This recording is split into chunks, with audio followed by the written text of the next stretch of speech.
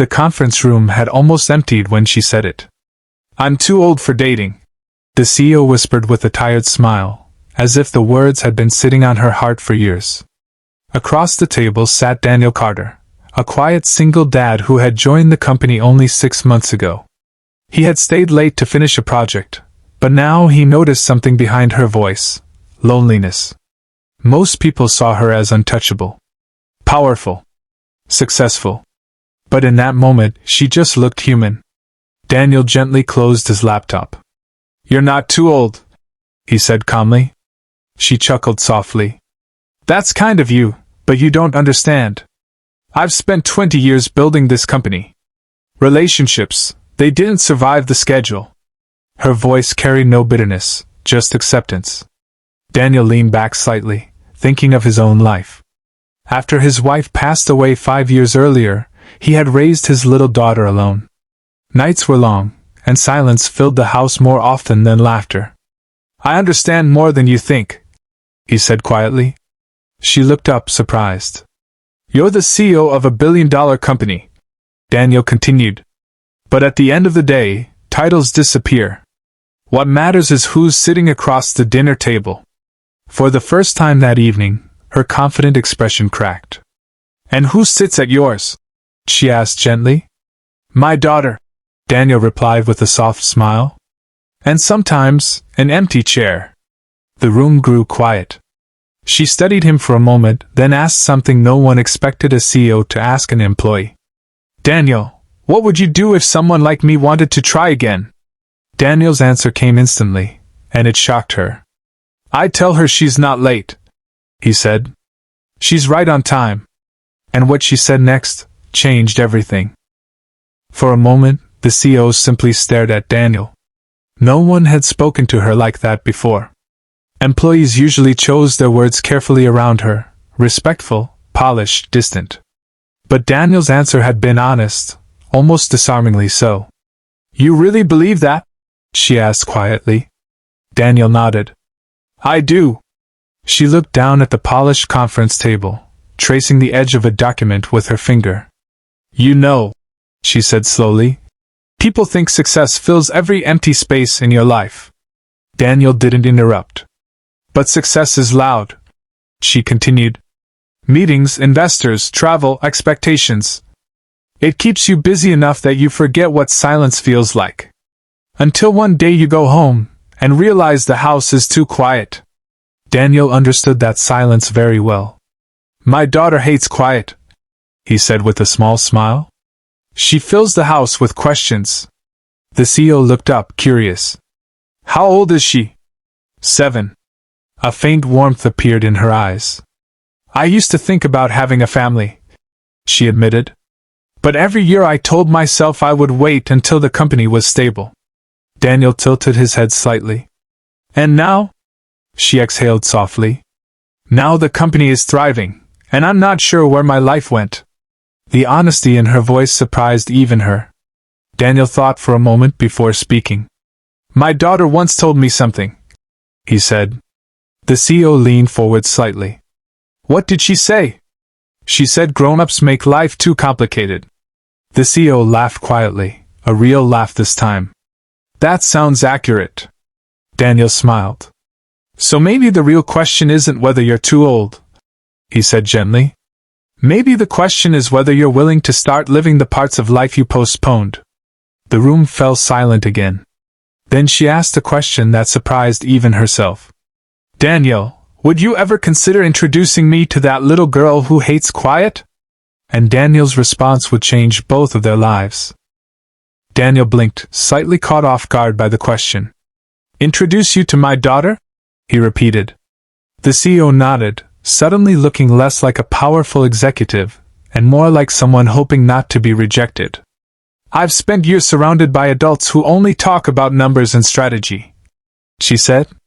"Maybe hearing a 7-year-old's opinion about life would be refreshing." Daniel smiled at that. "Well," he said, "Emma definitely has opinions." The CEO raised an eyebrow. "Oh? She once told my boss that meetings should only last 10 minutes because people stop thinking after that." For a moment the CEO froze, then burst into laughter. Your daughter might be the smartest consultant I've never hired. Daniel chuckled. She'd probably accept payment in ice cream. The conversation felt lighter now, but something deeper lingered beneath it. The CEO studied Daniel carefully. You know, she said thoughtfully, most people in your position would be nervous talking to me like this. Daniel shrugged. I guess raising a child alone changes your perspective. How so? You stop worrying about impressing people, he said simply. You focus on being real. Those words landed gently, but powerfully. For years, the CEO had been surrounded by carefully crafted conversations. Polite smiles. Strategic compliments. But Daniel's honesty felt different. Your daughter must be proud of you, she said softly. Daniel paused before answering. I hope she will be. The CEO noticed the weight in his voice. You already sound like a good father. Daniel looked down briefly. I'm just trying to give her the kindness the world sometimes forgets. The CEO felt something shift inside her chest. Success had given her influence, power, recognition. But sitting here with Daniel, she realized something unexpected. The life she admired most wasn't built in boardrooms. It was built in small moments, dinner tables, bedtime stories, laughter in quiet homes. And for the first time in years.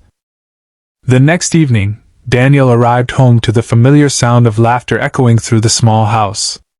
Emma was sitting on the living room floor, surrounded by crayons and half-finished drawings. Daddy! She shouted the moment she saw him. Daniel dropped his bag and scooped her up. How was school?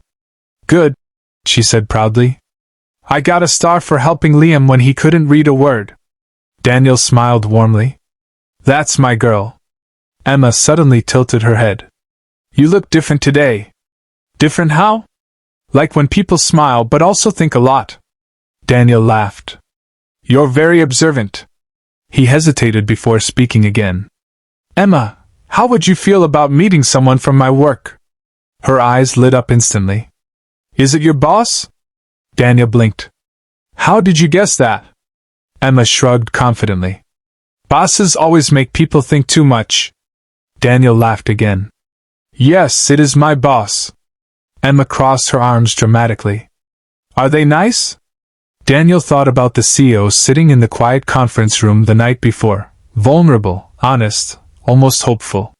Yes, he said gently. I think she is. Emma nodded with approval. Then she can come for dinner. Daniel raised an eyebrow. Just like that? Emma smiled. Everyone deserves dinner. The simple sentence caught Daniel off guard. Sometimes children understood things adults complicated.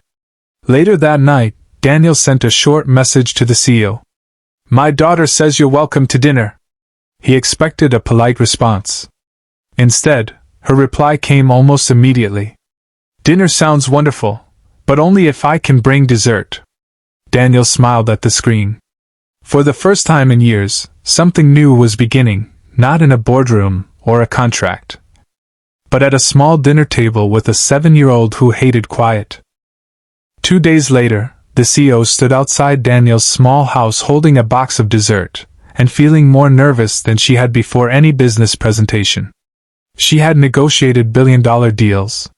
But meeting a 7-year-old somehow felt more intimidating. Before she could overthink it, the door swung open. Emma stood there, hands on her hips. You must be the boss. The CEO blinked then laughed. And you must be Emma. Emma nodded seriously. Daddy says you work too much? Daniel nearly choked behind them. The CEO smiled sheepishly. That might be true. Emma stepped aside dramatically. You can come in. But only if you like spaghetti. I love spaghetti, the CEO replied. Dinner quickly turned into laughter. Emma told stories about school, asked endless questions, and declared that adults needed more holidays. The CEO listened, smiling more than she had in years. At one point, Emma looked at her carefully.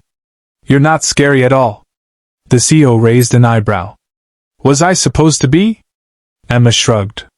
Bosses usually are. Daniel laughed. The CEO looked around the warm little kitchen, mismatched chairs, drawings on the fridge, the quiet comfort of a home filled with love. Something inside her softened. For years she had chased success. But tonight she discovered something far more valuable: connection. As she prepared to leave, Emma hugged her unexpectedly. "You can come again," the little girl said. The CEO looked at Daniel, surprised. He smiled gently. "You're always welcome." Driving home that night, she realized something extraordinary. For the first time in decades, her house didn't feel quiet anymore. Because hope had finally followed her home.